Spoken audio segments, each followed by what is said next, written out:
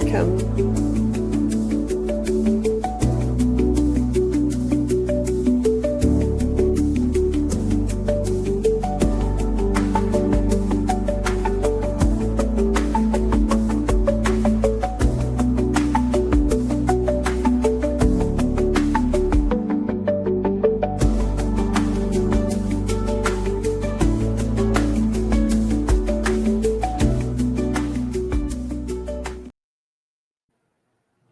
Hey, everybody, welcome back to another episode of the Witch's Craft. This episode is called See You on the Other Side. And we are going to be discussing something that is still pretty taboo, even in our circles. Something that we kind of hover around. We do eventually face it, but it's still not quite as present as it really kind of should be in our practice, and that is the very heavy topic of death. Before we get into that, of course, we have our awesome leader, Gwen, Brett Avalon Vision. She's got some stuff going on this week. I do. What have you got going on this week? Well, I'm going to be up at the Soul Surge Expo, which is in Scotts Valley, working with the person that invented the Aura cameras, Guy Coggins, and I'll be reading auras. So come on down and see. Been working with him since quite a long time. It's kind of how I got into all of this mess. I've known him since 79 maybe. Yeah, I'm old. Nice. Older than I look? Maybe not, but I'm old. Anyway, so I've been reading auras a long time. Yeah. No, good. So, That's well, what I'm best gonna of be luck doing with this that. weekend. It's what? I said best of luck with that tomorrow. Yeah. Most people don't see me before noon, and there's a reason, but I think you might see me before noon tomorrow. Awesome. Ooh. You we know what? also have our our garage green witch goblin joining us today. She's evolving. She's she's going from a goblin to a witch. I ate a rare candy. You ate a rare candy. That's Okay. what did it. I have to add this in. It's totally impromptu, but I have again on Etsy found homemade marshmallows from marshmallow root, and I'm guessing that's not what you ate, but it sure made me feel happy when I found them. Yeah. Well, it was made from marshmallow root, but it was flavored like creme brulee. So 50-50? Okay. And I'm going to have to send you that link on a private message. And if anybody wants to know, like we could, don't want to give away my secret too much because I want to be able to have these again. But yes, one of my friends reintroduced me. She said, I found them again. It's where we used to get them from. We couldn't get them from anymore. So yay. That's my plug for that at Etsy site, the one and only that gives me that. And I might put that up I'll post that up to my Facebook page. Follow my personal page. So if anybody wants it, it's where it will live. So, okay. What do you got going on, Joe? Well, that's kind of a light segue into what we're actually going to be discussing. So thank you for that. Thank you. Thank you. Sorry. So that's fine, because I mean it's something that like I said, we eventually face it, and it's usually feared, yet somehow we love the personification of it. Mhm. I mean, you see decorations everywhere. You've got, human skulls. You've got all sorts of other, um, you know, skeletal forms. Let's put it that way. But when it actually comes to the reality of it, um, that's where it takes a very, very different, just enormously traumatic turn. So the question is how to find that middle ground with it, how to embrace it, how to work with it. how to understand that it's really not the end. Um, and just really how to be more comfortable, like talking about it, talking about our own mortality, our own passing, our own beliefs as to what happens next. Um, and how do we link that with the things, especially in our pagan community? How do we link that with everything else as far as like practices? I mean, we sometimes use bones in our practice. Mhm. We can use, like I said, skulls as decorations. I mean, I've got an alligator skull that I use on my altar every so often. So, I mean, it's there. It's there. There's always that presence of it. And I mean, sometimes there are some rituals in which we're going to talk about that, that revolve around that. But there's something of a deep dive that I really wanted to do with this. So um, let's go into what it really means. Why not? I would love your take on it. Well, you know, it's obvious that we don't just end. So is it a question of a soul? Is it a question of energy? There is a transition that takes place. When I've had animals die in my arms, and I've had felt their weight on the bed several days later, know that it was them, and then realize that my other cats were not up on the bed with me until that weight jumped down, which allowed me to kind of let go. Um, a medium can go to a graveyard or into a room or a space, and sometimes they can tell you who passed away in that space Mhm. and what their circumstances were. This is because there is an energy that lingers. There are different types of energies that linger. Some of them can be a very active, sort of like that person is sort of trapped there, and some can be like a residual energy, like an imprinting. But we carry a certain amount of energy with us. You can see it if you're looking at chakras, if you're looking at the energy that is around a person, and you can feel your energy. If you take your hands and you rub them together like this, you can then feel a little squishing sensation. And those of us who are very practiced at it go like this and make energy balls. That's because that's the energy that runs this body, and as long as it's in this body, we kind of can make it move. Um, Mhm. Gurus talk about astral projecting. There's, the silver thread. Does anybody remember? Oh, oh my God, I can't think of the actress who talked about the silver thread that she learned how to astral project. Out on a Limb. The actress that wrote Out on a Limb. There's some wonderful books about this stuff. And we think about all of the things that, I mean, we hear things, they creak in the night.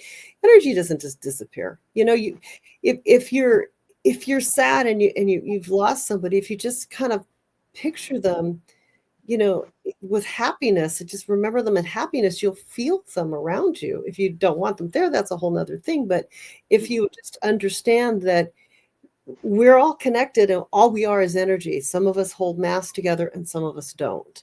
And when I mean that, I don't mean a Catholic mass. I mean our we're kind of in with our bodies, and then our bodies leave. And when does that soul join it? Well, that's a big question, isn't it? And that'll bring us to a whole lot of other topics, which I won't go into at the moment. But it's a transition. When you die, you don't end. You go places. I had a friend who was diagnosed with cancer, and she, in all seriousness, said, "Gwen, if I'm gonna die, I'm gonna be okay dying." If she was in Stanford and Palo Alto, and she said, "I figured if I died here, it would be okay because all I had to do was go down the hall and find a baby body because it was probably going to be born to wealthy parents in Palo Alto." And she was very sure about this. She didn't wind up being and going. That was not where she was when she passed, but she was very sure that if she died in Palo Alto, she was going to incarnate in a wealthy family, and she was very, very happy about that. So ultimately she chose to be somewhere else. But I feel like there's a, I'm in that boat where I've kind of seen a few things and heard a few things, and I can kind of hear things when I Yep. maybe shouldn't hear things, and call me a sensitive. Some people call me a medium. I want to be a small medium at large, but I got it. Here I am. And I've, given some very good instructions to some of my friends. Don't haunt me when you're dead. If you die first. But if I die first, look out, I'm coming. Oh yeah, no, same. I actually have, full intentions of being a pretty active haunt. Let's put it Oh, that way. this I find interesting, but don't die before me because you're younger than me. So don't do it. If I die, leave me a bowl of soup. Oh yeah. Well, that's a custom to put out candy for people on the other side. That's when the veils are thinnest, which is this time. Yeah. So that's part of why we do that whole thing around All Souls Day and All Hallows Eve and Samhain, is to honor the dead. And it does seem like the veil is thinning this time of year, doesn't it? Yes. Absolutely. Yeah. There are so many different ways that I look at it, as far as again that transition. And um, one really nerdy thing. I mean, obviously, it's me. You're gonna hear nerdy. That's One okay. nerdy thing that actually has kind of helped me to really kind of embrace it. It's one of the one of these sayings by, of all characters, it comes from Yoda, Master Yoda, where he says, and I'm not going to give a direct quote, but he says something along the lines of, "Don't the message don't try to hold on to the ones that have passed, and don't spend your life missing them. Don't miss them. Don't mourn them. Celebrate the fact that they have gone through that transition. Mhm. Celebrate that." Well, in his words, rejoice in uh, rejoice for those who have transformed into the Force. So, um, even in little nerdy things, you find a little bit of wisdom that kind of helps. It kind of helps to understand that. And holding on to that, it's kind of helped me with a lot of other cases where I have had personal loss. Um, I've lost other, well, I've lost pets, I've lost people. Um, some of them decided that they were going to take their own way out. Mhm. So that's been incredibly difficult. Yeah, Uh, I had one friend who did that. Um, I don't know why. I always, when I was a kid, I always thought I'd wind up with them, and then at some point I probably might have, but they took that way out, and I never got to say goodbye. But and I don't hear them on the other side. Some people I hear, but I don't hear him. so yeah, that's kind of, like I said, this kind of helped me with coping with that. Um, but there are other practices, of course. So let's talk a little bit about that. How do we go about practicing in dealing with that? What do you think? Well, first off, um, to address the suicides, some people just don't feel they can be here. And I always think of that as a permanent solution to a short term situation. No matter how bad it is, eventually what goes up must come down, goes down rises to the surface again. I mean, it's so I kind of I have heard other people, that this person is not communicative. So I will see them again at some point. I feel like that we can hear them if we allow ourselves to hear them. If we're open to the idea.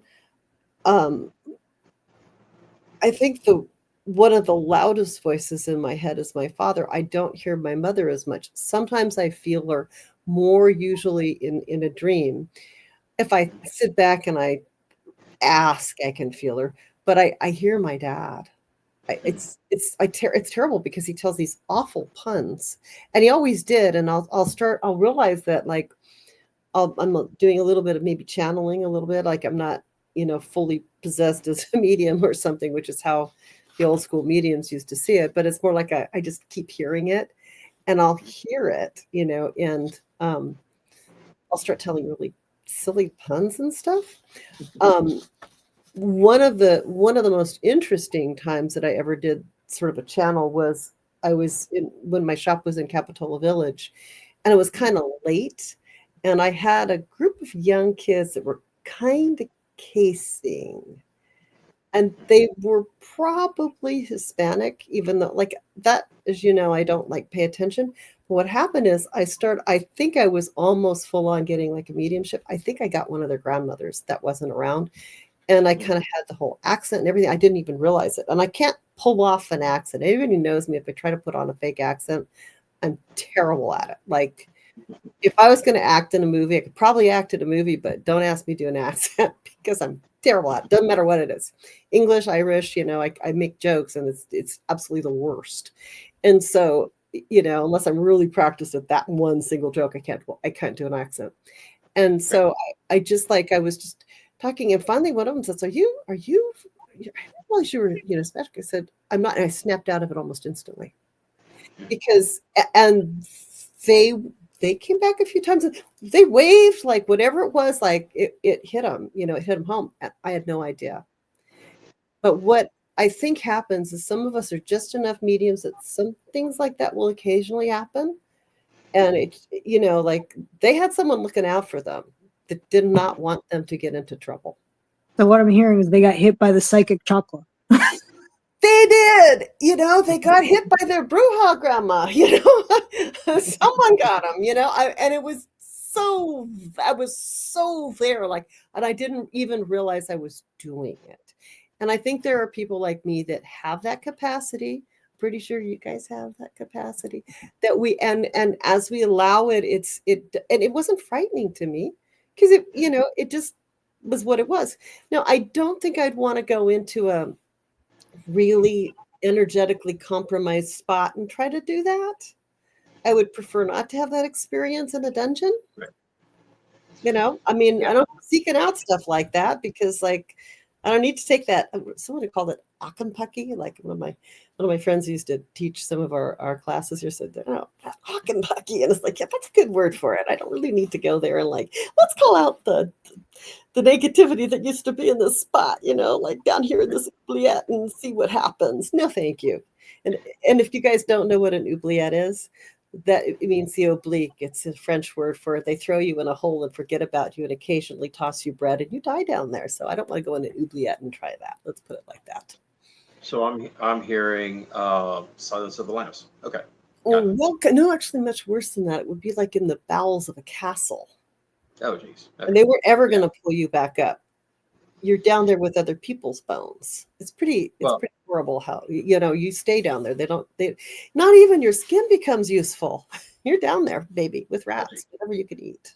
Well, speaking of pulling back up, though, pulling it back up. You were talking about the mediumship. So what's talking about divination? Mm-hmm. What tools do you recommend? I know we talked about it a little bit when we were talking about Los Spookies a few episodes back, but I know you had something about using the tarot. Well, typical Rider-Waite deck, your most standard deck.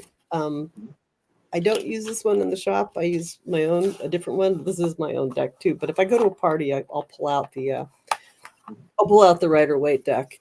and you would do, you would do your card spread, and you can pull it out, and depending on where, like, and I don't teach the tarot, but depending on where the cards fall, you can see like what's in the past, what's in the future. And let's just say you're probably going to get maybe you pull this one up to where it's like, this is King of Pentacles, right?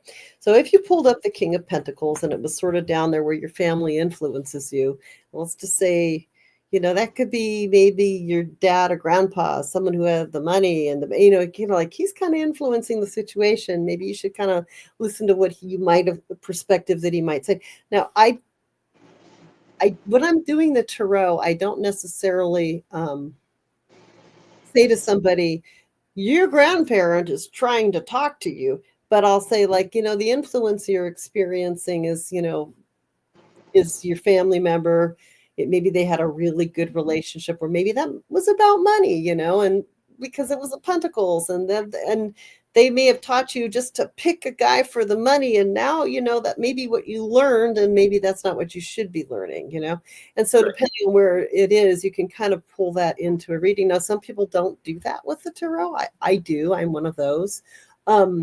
Another thing you can do is you can use a pendulum. I like this pendulum. I think these are on my website. Let's see where it is. I like this because it's very positive. And if you really wanted to drain out the energy, you could flip it upside down and turn the pendulum upside down, because these things unscrew, and you can do it that way and clear an energy if you really wanted to. Some people don't want to right side the pendulum. I kind of prefer them. I just feel a little more in tune with it. So you can get your solid. I usually hold it really close like this when I do it, so I get my like yes and no. And I think we talked about how to do that, and scry out what's your yes, establish your no, and then say, is there anyone in the room with me? Yes, no. So you can use a pendulum to find out if someone is in the room with you, or if you need to. And you can also clear a space with it too. You say like I could say there, and there probably is, because often there is, someone in the room with me. That's just a reality. So, my name is Melania Trump. Oh, there goes left and right. My name is Gwen, and I'm not really moving. You can see I'm not moving. And now all of a sudden, my name is Gwen. There you go. Do I want to be Melania Trump? No. You went right back the other direction. You didn't even have to say anything. So if I say to myself, in the room, I'm asking, are there any spirits in the room with me? I get a big yes. Are there any spirits in the room with me who want to cause me harm? No. I'm just going to guess. I'm going to guess. Is there is the lady that used to live in this house in the room with me? Yeah, she felt like she's around. Is the gentleman who likes to tell me to remember my cell phone in the room with me? See, that's a yes. Do you mind that I'm here? No. So I can ask a lot of questions. Thank you. And I usually kind of thank whatever's there. Like, I don't necessarily want to communicate full on and have that experience with someone, I mean, I don't really want to like sound like someone's grandma, because I'm like consciously doing it. It's not my thing, but there are people that do that. There are people that are channelers. There are also people that are fake channelers, and I've seen it. I have seen it. I have done shows where someone sat next to me. I'm doing the aura camera. We're reading auras, and they went,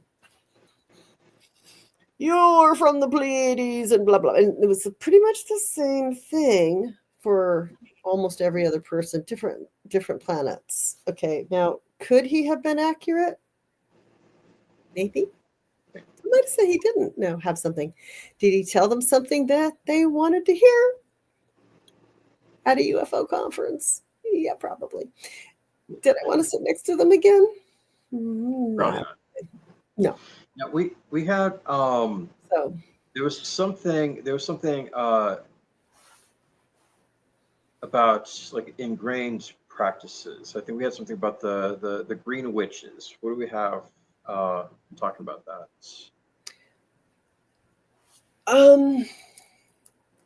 well, if you think about the concept of rhythms, earth rhythms, death, decay, rebirth, um, you're looking at a natural cycle in life. Like, and it's like, it's natural to assume that your children are going to outlive you, which is why the death of a child is so devastating. It's Right. natural to assume that you're going to outlive most of your pets, unless you have a parrot, which could very likely outlive me. It's possible. They do. It's so you have these certain expectations about what a cycle is going to be. You have plants, they grow, you eat them, they grow, there's a seed that grows again, your body produces fertilizers. There's this cycle of life that is expected. I don't think that I want to live forever in this body. I kind of want to forget parts of this life when I go away.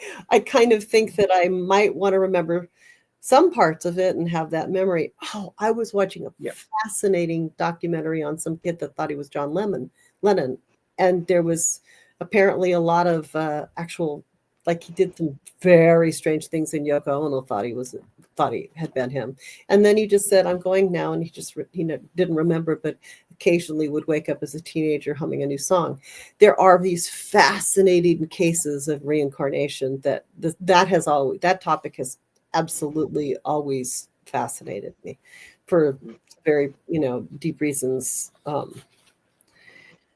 But we expect as witches that we honor the dead and that we honor the cycles of life. I know there's a Native American concept of if you snip a plant, you maybe give it a little lock of hair, or you thank it and honor it in some way, because you're honoring the fact that it's giving you part of itself.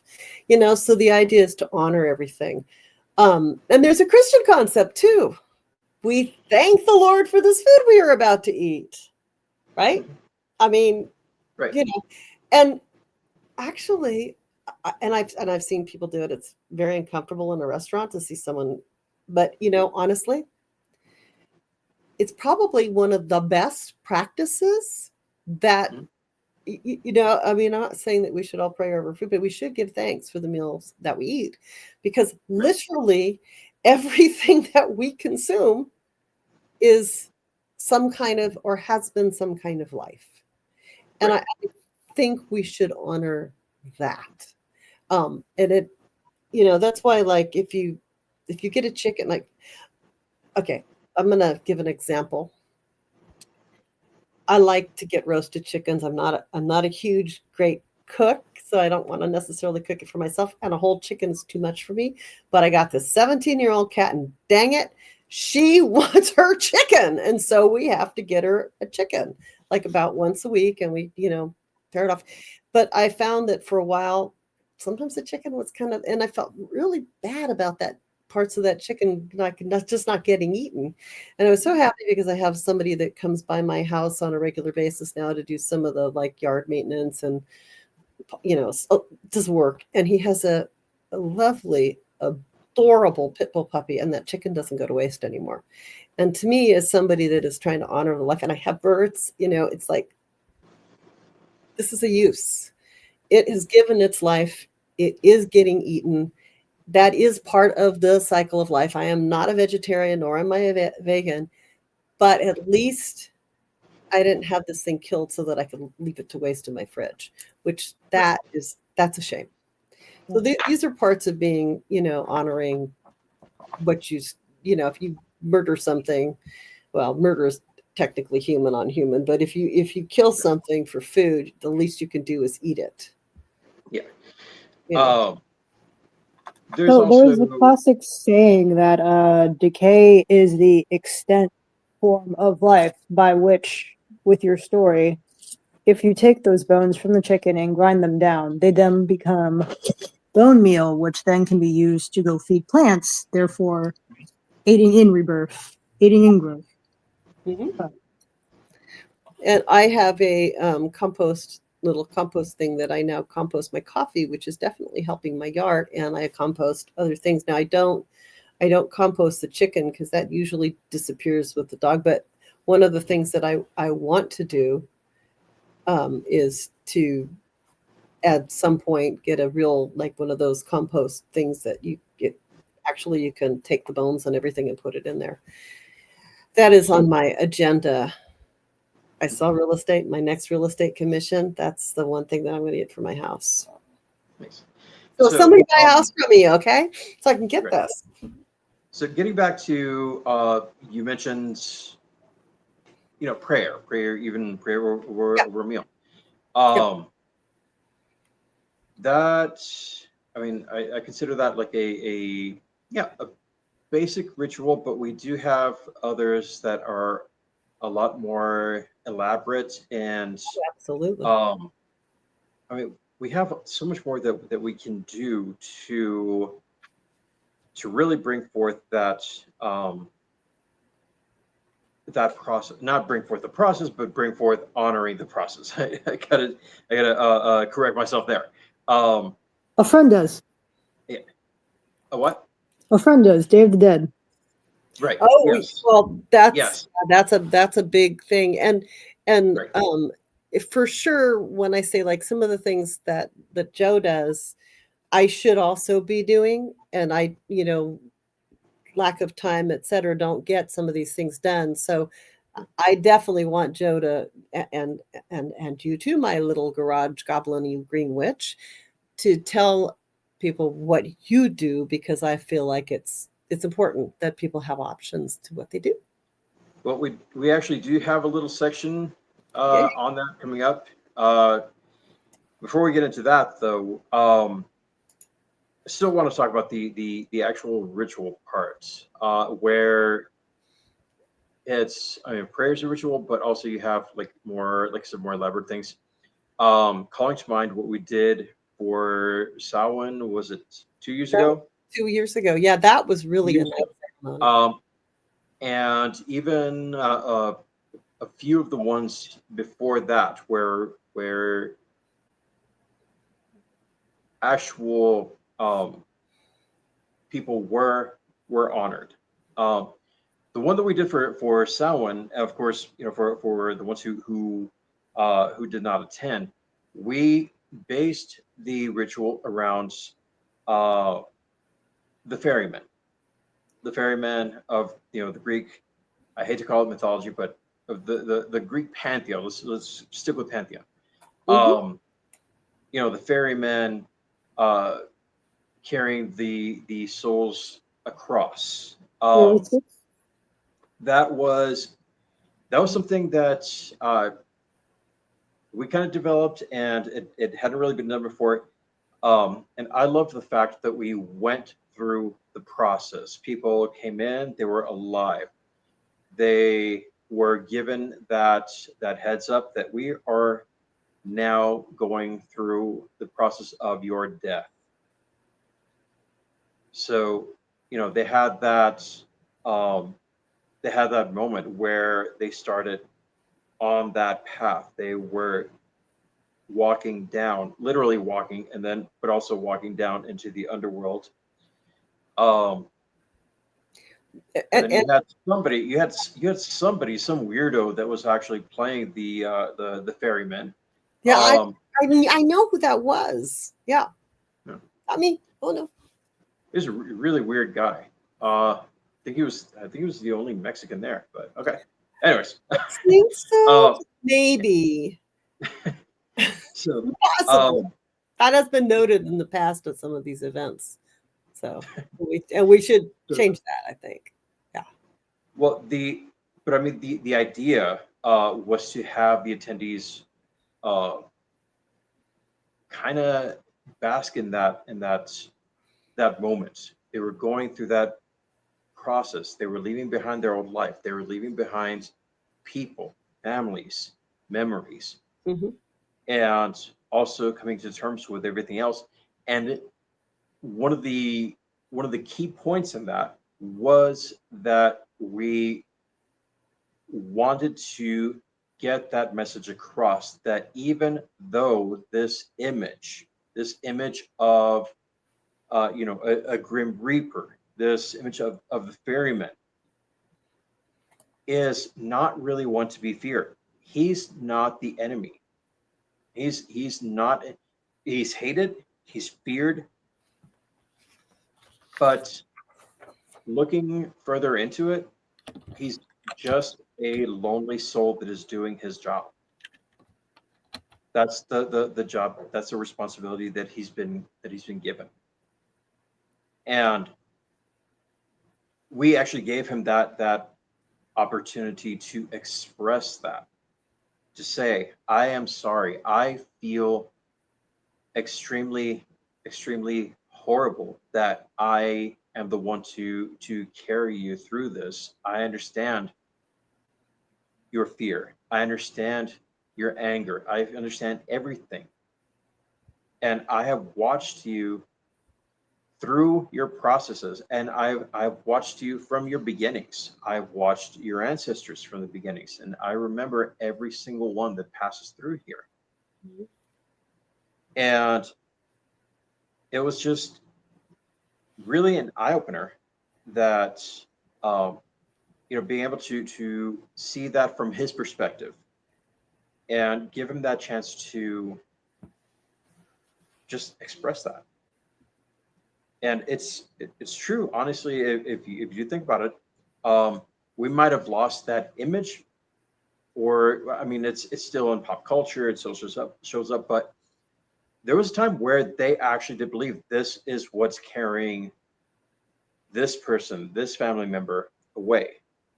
So, um, I love the fact that we were able to bring him forward, Mhm. and that to me is really one of the best ways to honor death, even if you're honoring just the image of it. Mhm. Um, and it's a good way to really sit with it. And a lot of people did sit with it for a while. They had their chance to bring their coins up to the ferryman. They were paying. Um, that, and the coins that we made were pretty powerful. Um, and so were the memories that they were carrying. And a lot of people were very visibly ingrained into it. They were just going through it. It wasn't really rushed. It wasn't, it just kind of flowed. It had some hiccups, but it flowed generally smoothly. And then afterward, when they paid that toll, when they paid the ferryman, they were able to uh, go into the next process. And that's also kind of one of the things that I want to go into is like where do we go afterward? So the beautiful thing about this ritual was that um, once they finished the with the passage, they were greeted by a light worker who was the very opposite of this poor tortured soul. And she was like, okay, welcome, welcome. We are here. You're here to begin anew. You're Mhm. here to either move on to the next stage. You're here to work as a guide. You are here to maybe go back. You're gonna again reincarnate. Um, and just the fact that we carried those people through that was incredibly powerful. And Uh, again, I have no idea who the weirdo was who was Fairman, no, but I don't know. He wasn't there yeah. really. I mean, absorbed. Um, But can I add something here? sure. For people that don't know what we're referring to, there's a local group called Community Seed that has Mhm. seasonal rituals, and some of us are a member of it. It's sort of a it's definitely Wiccan. It's its own little thing, and people in Santa Cruz County can attend. It's open to everyone, and the rituals are designed to be very inclusive. Occasionally, they're not as inclusive as they should be, and it's been noted. And I think that there's enough of a sort of a group there that whenever they put on a ritual, it's pretty awesome, and there are absolutely awesome people, some of whom we know and love, who have been responsible for writing the rituals so that people can have a sort of a cathartic experience on all the seasons, and especially around Samhain when we're remembering our dead and celebrating life and death. And I just wanted to add that in there so people, because it's kind of hard to follow, and they have them at various locations, and it's all done very symbolically, but you feel it. It's a very intense experience, and it's very cathartic for a lot of people. No, So- absolutely. Yeah. So that, I mean, that was just one way, just one example of, honoring them in ritual. Also, you have, and I have to remind myself, I don't want to get into too much because we still have that last section of our cast tonight, which is what is remembered lives. Before we get into that, though, once again, one of the big part of the rituals of that ritual in particular was, where do they go from here? Mhm. That's one part that I was really, really waiting to cover, because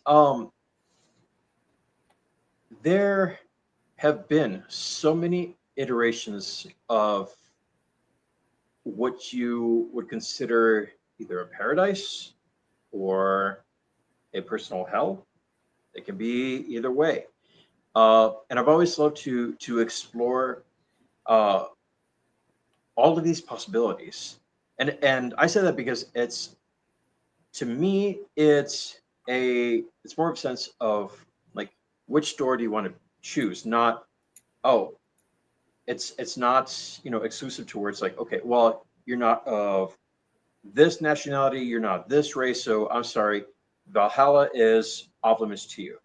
Or the Elysian Fields, beautiful fields, but I'm sorry, you're not Egyptian. You can't go there. Um, Personally, yeah, I had the idea of heaven. Everything is, well, I never imagined the pearly gates or anything like that, but but I'm not growing up, my cats aren't there. yeah. So, Maybe. so there's so many different ones. But growing up, there was always that thought, oh, well, you want to go to heaven, where we know one person in particular who wants to get to heaven is absolutely not going. No, who is that? Some orange guy. Oh, Um, I don't think he cares. I think he yeah, just wants you to think he wants to yeah. go. I think it's so. just because he heard a rumor that the pearly gates are actually made out of candy, and so he thinks he can go eat his way in, and there's McDonald's on the other side. Well, maybe in his heaven, that's where it is. Like maybe they're burger pillars of burgers. Well, yeah. Oh no, it's just candy. Okay. I think it's Candyland. Yeah. Heaven is Candyland. Eat. But he's gonna So, be stuck in the pond. Go ahead. so there's one in particular there's one idea in particular that I kind of subscribe to, even though it's been really just kind of left to the Mariners, and that's the idea of Fiddler's Green. That is their version of what you call paradise, where the work is all done. the fish, they're the ones jumping on the boat, so it's like, okay, they don't have to work the ropes. The captain is totally laid back. He's down, in the lower decks making tea. And there's this idea where you go to this island, um, and everything is just there. Everything that they enjoyed in life. There's bottles of rum lying under each tree, like one of the songs says. There's free bottles of rum. There's beautiful women working the bars. The beer is all free. And so, even though there's like this teeny tiny little sense of really enjoyable debauchery, uh, it's to them that is the paradise. That is the paradise, uh, and they still remain close to the sea, which that's what they've been drawn to all their life. So, uh, me being a sea witch, uh, that's what really has been enticing for me. So everybody has their own version of it, and I'm really hoping that, like I said, that it becomes more of an opportunity. Like, which one do you want to go to? Which one do you not want to go to? I mean, hey, if it's a choice between, free rum and going and hanging out with Ozzy Osbourne down where it's a little hotter, I mean, that's going to be a tough choice. But That's a tough. uh, You sure Ozzy's going? I mean, I think Ozzy might have done his time in the, he might. Maybe he's not that. Maybe he's going to be No, off no. some Which, kind of. by the way, he was the inspiration for the title of this cast. See you on the see you on the other side. Is actually one of my favorite songs, Ozzy songs. So, but yeah, I love that there are so many different versions of what happens next, and hardly any of them give that hint that it's an absolute end. I don't So think it is. even there's even that concept that you just return to source, become source, you become that energy. So from energy we come, and to energy we return. Mhm. So but I love that it's an ongoing cycle, ever moving forward. So uh yeah, that was kind of where I wanted to go. Um, and meanwhile, while those souls have gone on, we still have that process of grief and celebration, You do. which that's where I wanted to get to as far as what is remembered lives.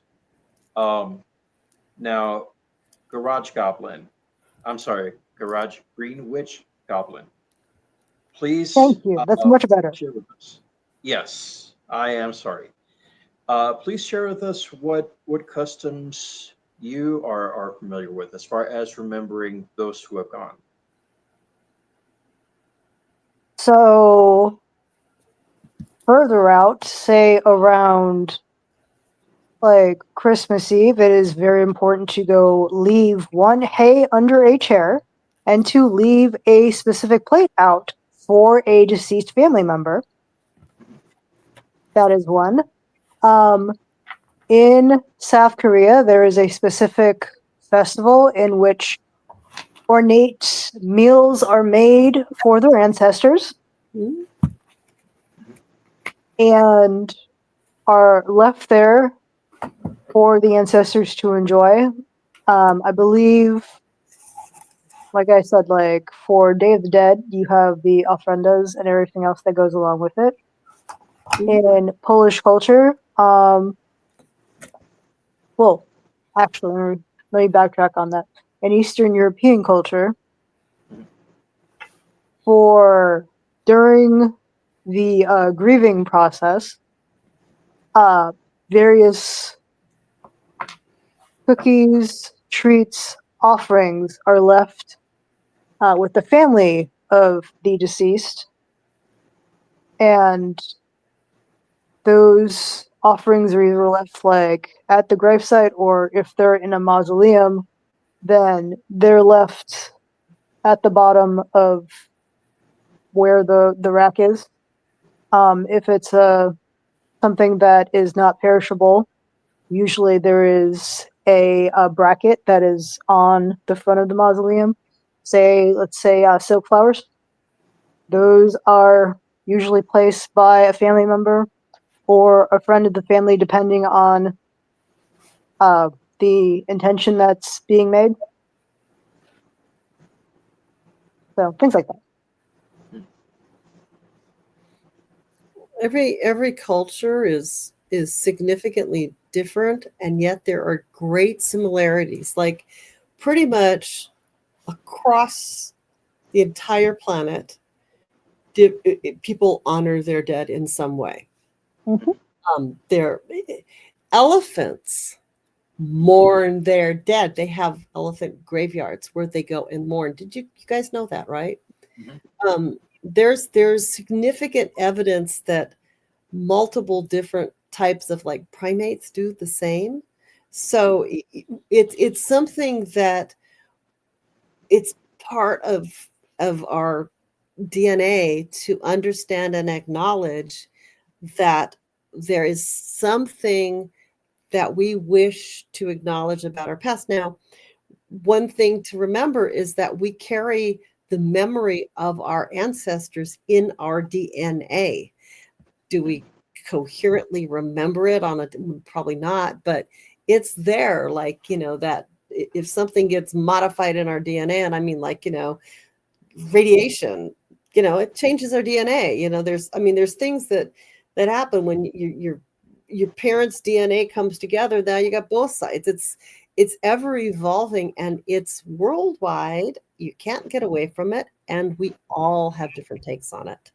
And we all want to somehow improve who we are in the process of honoring. Like I definitely hear my dad, and sometimes I tell him off, like, be quiet, Dad, you did this. If there's something that he did that, created a chain of events that ultimately are still affecting me, which there are a few things, it's like, okay, you set this in motion and this is the fallout. Now, remember to help me out when you, come around, then I might not hear from him for a day or so, but, like we have this constant energy around us, which is all of us together, and we're tapping into and in tune with our direct ancestors all the time. We just don't necessarily know that.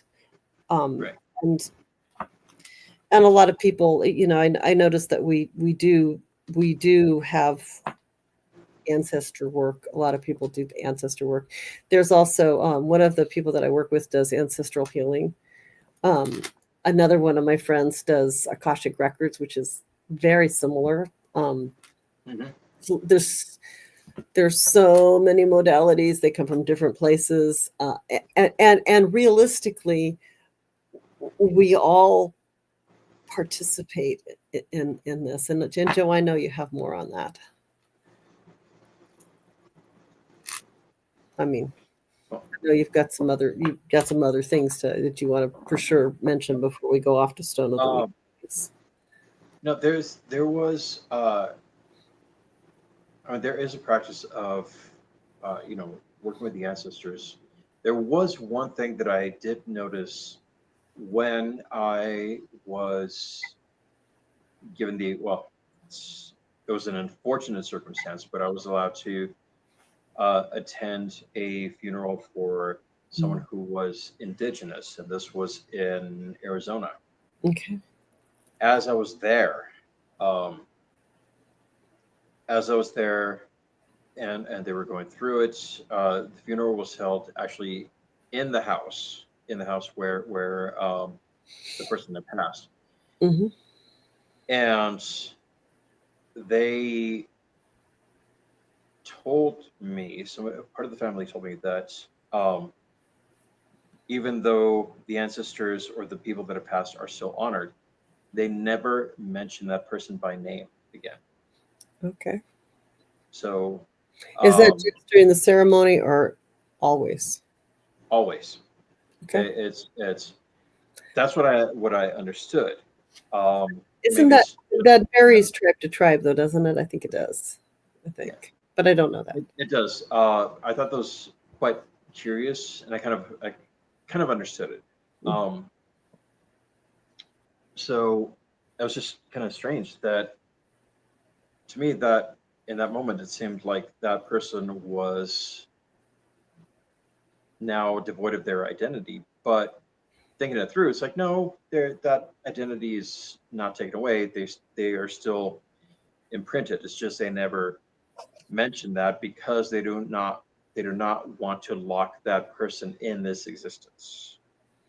So like that's That why the name reminds is me of, I remember when I did Native American Studies, and this was decades ago, that the professor who was teaching it said that they never close the loops on their O's Mm. or on N's because they don't want the spirits to become trapped. Mm. I thought that was interesting. Yeah. I wonder if it's the same tribe. Part of it, just I wonder if it's the same, like that's the same tribe that does that. I wonder. I'm guessing that maybe it is, and just because I had that like little pinch of a memory that just kind of came Right. through. So yeah. Now the other side of that is as it was mentioned, um, the Dia de los Muertos when it comes to the Mexican side.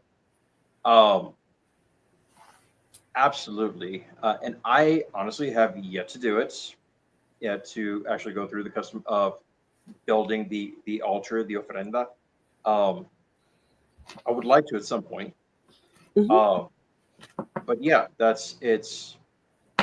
those of you that have watched Coco, you know what I'm talking about. Um, but that is an actual custom. You build an altar. You have every picture, uh, or at least as many pictures of the family as you can put on there, whatever's available. And yeah, you offer them what was their favorite food. You sit with them. You can still talk with them because the veil is thin. Um, you also have certain delicacies that are presented. You've got the famous sugar skulls. Mhm. Um, what else? You have pan de muerto. It's a very particular bread that's made just for that time. And not everybody makes it. There have been a few times where, like, even in communities that are predominantly Hispanic, uh, I've not had the chance to really taste that, but it's always been in the back of my mind. It's like, okay, I want to know what this pan de muerto is. It's like literally bread of the dead.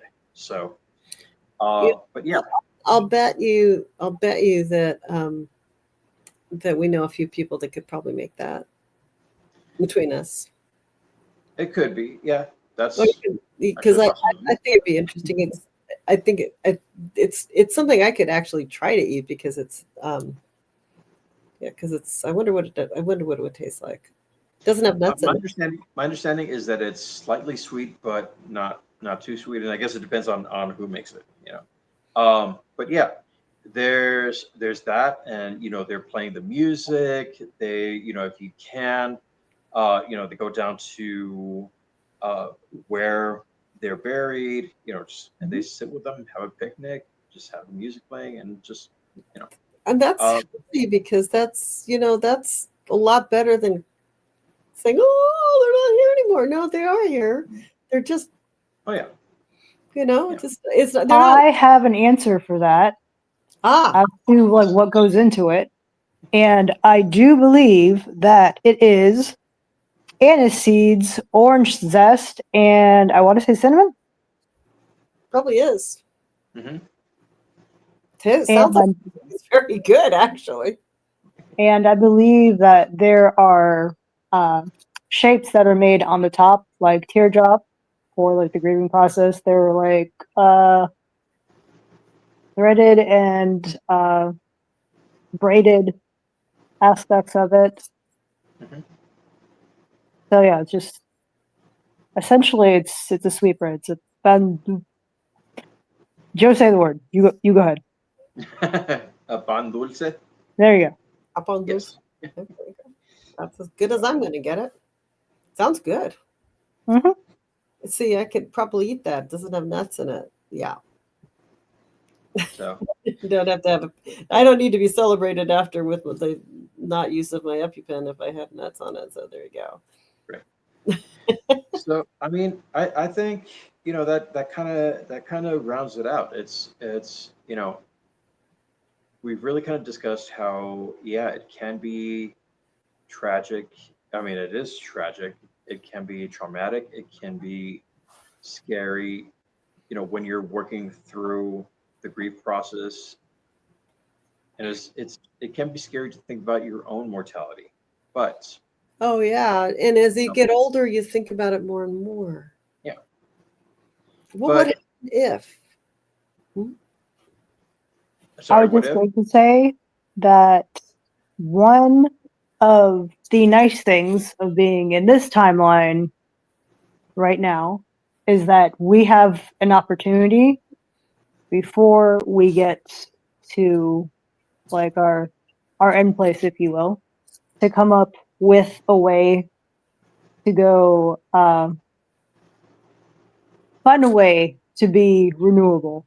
By which I mean there are ways to have biodegradable like planters made with Mhm. said ashes or turned into a diamond or placed into the sea to become a coral reef. Or And in those ways, like we have like regrowth and renewal. out into the water. Yep. Mhm. I am I because I'm a lot older than you kids, um, and because I'm gonna probably outlive my spouse. We planned our funerals a couple of years ago. Well, we planned our, and it was kind of interesting, like because so it's all prepaid. So he wants to be in the ground. I don't want to be in the ground. I said, I'm gonna be in a family plot. I'm not going into that family plot with you guys, and you won't care because you're going to be gone anyway. So I'm going to get floated out to sea in a little biodegradable pod where the fishes will eventually have at my ashes, and I'm good with that. I even got Yeah. a pod, and I can change it over time if I want. So Become a coral reef. yeah, basically, or some fish food. I'm going to be fish food, guys, and I'm okay with that Yeah, because I've eaten lots of fish, and maybe I need to give it back. You know. that's right. So yeah. Garage Greenwich Goblin. I know you and I have talked about what it is that you want. Do you care to share that? It's a bit outrageous, but then again, that is our Garage Goblin. So Okay. So I wish to be cremated, and as my body is being wheeled down the belt line into the furnace, I want Tragedy from the Bee Gees playing. Afterwards, I want my ashes stuffed into a planter with like a whole bunch of, I don't even care what kind of seeds they are. They could be like vegetables, they can be stuff for trees, just chaos garden. I want to be a chaos garden. You know what? That's pretty good. And did you know that if you own property in the state of California, for sure, I think there's differences in different places, you can actually take your ashes and Mhm. bury them on your property. Does There's- it make it tax exempt? Isn't that what? Does it make it tax exempt? Because technically, I guess that would be a cemetery at that point, wouldn't it? Yeah, no. I think you can just do it, but you can't. It's there, but if you did go dumping out in the ocean, you have to do it far enough out of the shore. Oh gosh. But I think you can do it in your own yard. We had that discussion Hmm.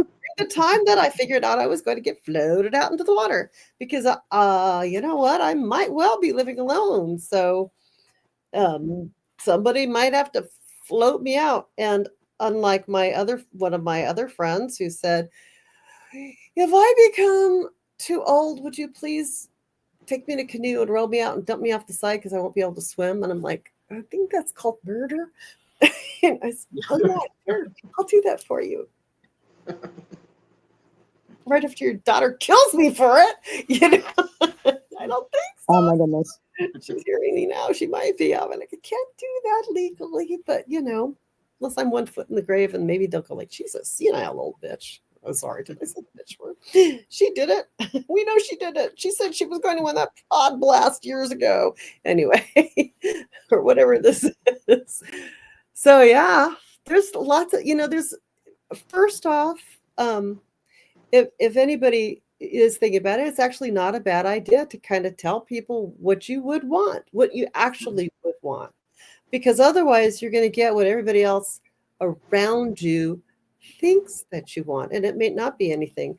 I've always joked, but I'm not serious about it, that before I die, I want to get we get the Wiccans in there at the same time, that the Pentecostals, the Baptists, the Catholics, the Buddhists, the yogis, all around at the same time. And I want last rites from all of them at the same time. They all got to be in the same room because I want to die laughing. Okay.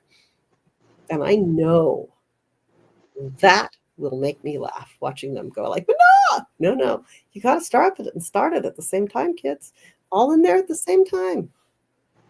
You want to save my soul? You have the time to, you've got the opportunity to. But you got to do it at the same time with people you disagree with. See, but hey.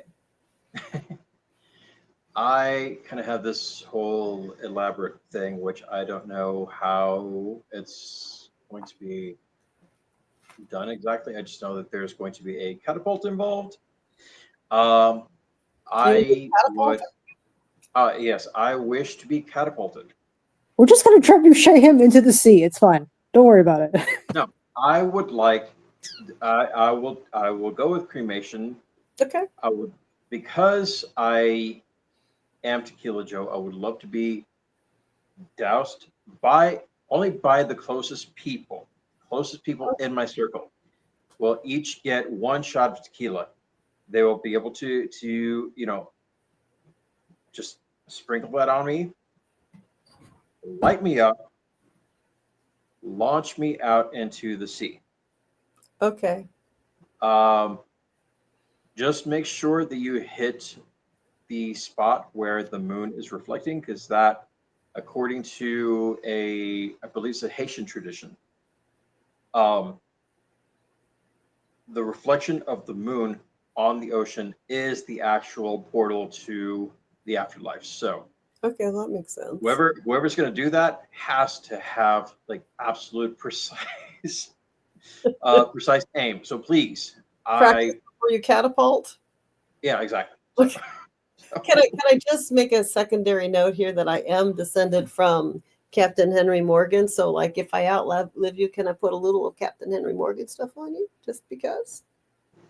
Sure, and I'm also open to discussing changing the catapult to a cannon. That'll be fine. Oh yeah, they exist. Well, you can launch out with a cannon, and that might be easier to aim. Just saying, catapults seem like it could be just a little bit hard, and it might not get far enough out there. Right. That's why I said the ultimate thing we need to do is just turn you into a ball with all the alcohol in it, light you on fire, and trebuchet you into the ocean. Oh God! Please. All right. On that note, what do we have, Gwen? Well, from the discussion of cannonballing corpses and cannonballs and just this one. That's okay. And knees and right. Yeah. I am going to the light topic of, let me put it up here, kunzite, because it's gentle and it's kind and it's a wonderful stone.